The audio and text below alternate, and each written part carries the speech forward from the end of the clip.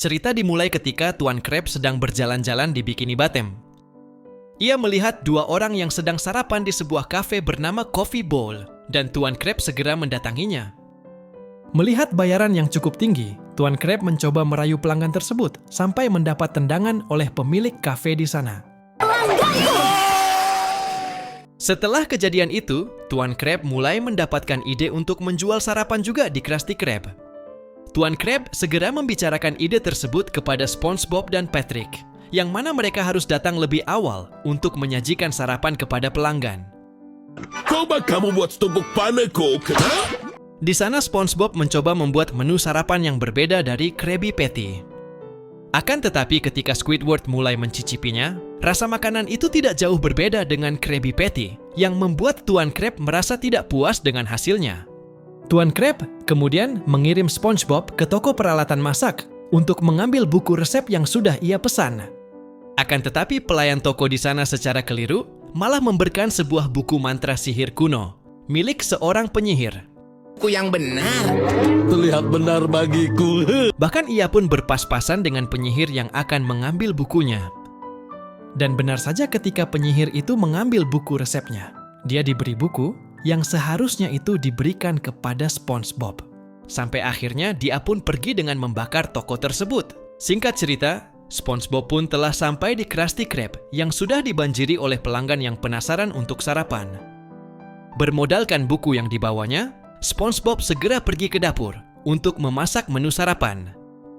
Yang anehnya buku tersebut berisikan catatan bahan-bahan makanan yang tidak biasa. Meski begitu, SpongeBob tetap memasaknya.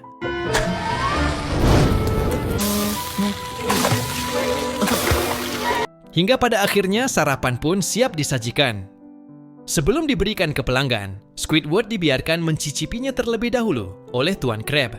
Namun setelah memakan hidangan tersebut, Squidward berubah menjadi sosok mengerikan yang mampu mengeluarkan mata tambahan.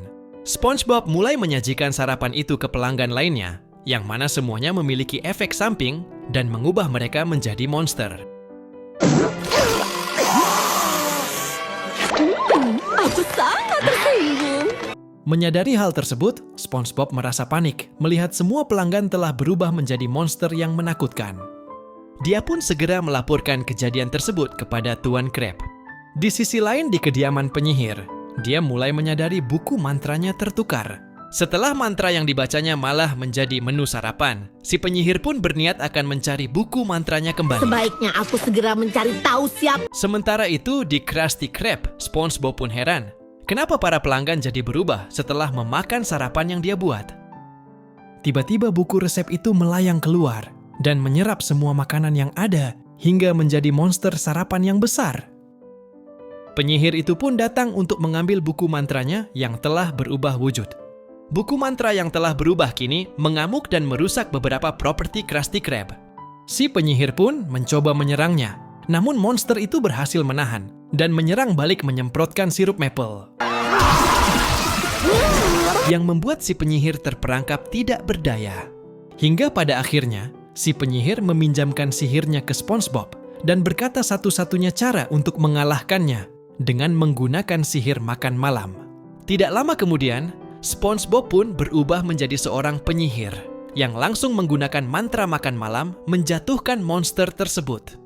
Akan tetapi monster itu kembali bangkit, menggabungkan kekuatan menyerap semuanya hingga menjadi lebih kuat. Akan tetapi SpongeBob tidak tinggal diam. Dia mengeluarkan sihir pamungkas Krabby Patty 3 tingkat dan melemparkannya ke mulut monster tersebut. Akibat serangan tersebut, si monster meledak mengeluarkan semua pelanggan yang terjebak di dalamnya. Ketika pertempuran berakhir, si penyihir mengajak SpongeBob untuk menjadi muridnya. Akan tetapi SpongeBob menolaknya dengan alasan dia lebih menyukai memasak Krabby Patty dibandingkan dengan menjadi seorang penyihir. Secara tidak sengaja, penyihir itu menciptakan wafel Krabby yang dibuat dengan mencampurkan antara menu sarapan dan makan malam. Tuan Krab pun mendapat ide untuk membuat menu tersebut menggunakan resep dari buku misterius yang ia pegang. Alih-alih buku resep, buku ini justru mengundang tengkorak raksasa muncul dari langit beserta gerombolan arwah yang menyerang Krusty Krab, dan episode ini pun berakhir.